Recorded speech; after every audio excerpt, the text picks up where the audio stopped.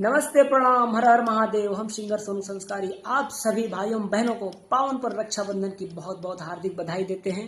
और आइए एक प्यारा सा गीत सुनते हैं। कोनो बहन के भाई परदेश बाड़े और रक्षाबंधन पे घरे ना पौले तो बहन ऑनलाइन सुविधा पाके भैया के राखी भिजौली है और भैया से फोन लगा के कहो तारी कौना भाव में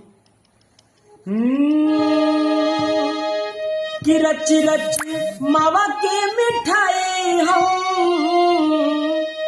हे भैया हो कि रची रची मावा के मिठाई हम बनवले बानी हो